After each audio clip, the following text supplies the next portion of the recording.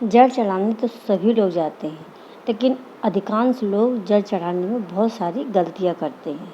जैसे ये शिवलिंग है, गलतियाँ ना हो तो किस तरह से जल चढ़ाना चाहिए। मान लीजिए ये शिवलिंग है और ये गोल जलाधारी है, ये जलाधारी है और ये जलाधारी के ऊपर रखा हुआ शिवलिंग। ये 2 चरण है, जिसमें राइट हैंड में गणेश भगवान और दूसरे हैंड में कार्तिकेय, और जो ये कटी भाग ये माँ मैया का हस्तकमल है। और उस हस्तकमल के बीच में जो मोटी सी लाइन गई है, ये अशोक सुंदरी माँ भोलेनाथ की छोटी बेटी। पहले जल चढ़ाइए गणेश भगवान पे, फिर कार्तिकेय पे, फिर अशोक सुंदरी पे और फिर मैया रानी की हस्तकमल पे। अब फिर 5वीं जगह जो है वो है शिवलिंग के ऊपर चढ़ाइए, जैसे ये छोटी सी बच्ची चढ़ा रही है। आप इसी तरह देखिए जैसे चढ़ा रही है। फिर जाते हुए थोड़ा सा पानी बचा लीजिए, फिर जाते हुए नंदीश्वर भगवान बैठे होते हैं, नंदी के ऊपर जाकर चढ़ाइए।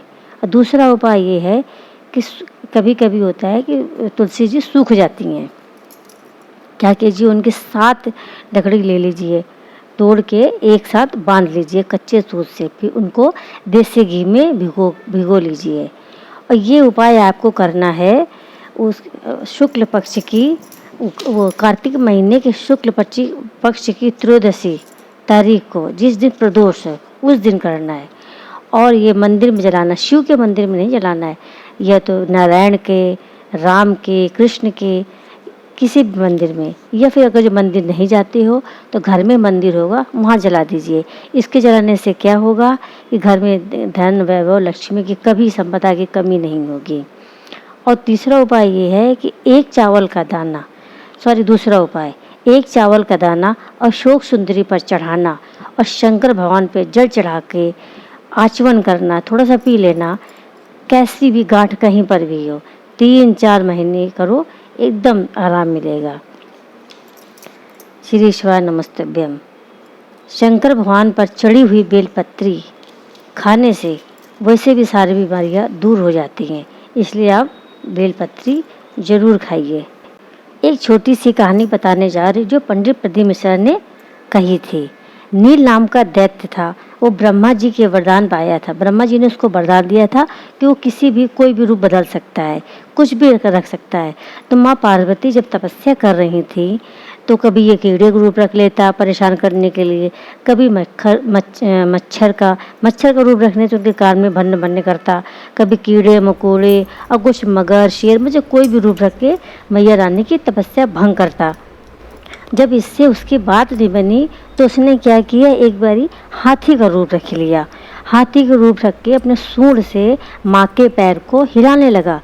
हिलाने के जब यह बात महादेव को पता चली कि नील नाम का राक्षस माँ सती की तपस्या भंग करने में लगा है, तो उन्होंने क्या किया, अपने काल भैरव को भेजा और बोला जाओ नील राक्षस का अंत करो, उसको मार दो। तब उसने जैसे ही नील को मारने की कोशिश की, जो नील राक्षस था, तो वो दोनों हाथ जोड़ के खड़ा हो गया और बोलने लगा, भले ही तुम मुझे मार दो, लेकिन बस मेरी एक आखिरी इच्छा है कि जो मेरी खाल निकले एक बार मेरे महादेव उसको पहन लें, जिससे मेरा भाग्य खुल जाए, जिससे मैं धन्य हो जाऊं, जिससे मेरे सारे पाप धुल जाएं।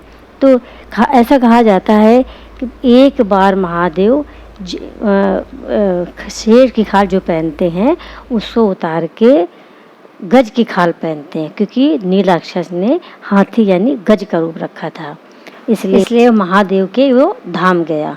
इसीलिए कहते हैं हमारे महादेव बहुत ही सरल औघड़दानी हैं। वो सबकी इच्छा पापी से पापी को माफ़ कर देते हैं और सबकी इच्छा पूरी करते हैं। इसका मतलब नहीं कि हर बार आप पाप करते रहो। कहते हैं देवताओं इतना ही देते हैं जितना आपके भाग्य में है, पर मेरे महादेव तो भाग्य से भी ज़्यादा दे देते हैं। आपको तो पता भी नहीं होगा कि वो किसको क्या दे देते हैं। आप एक बारी भरोसा करके देखिए मेरे महादेव के ऊपर। श्री शिवाय नमस्तुभ्यम। वीडियो लगे तो अच्छी लगे तो सब्सक्राइब करो, लाइक करो और शेयर करो। हर घर महादेव। कुछ बोलने में गलतियाँ हो गई हों तो माफ़ करना। धन्यवाद।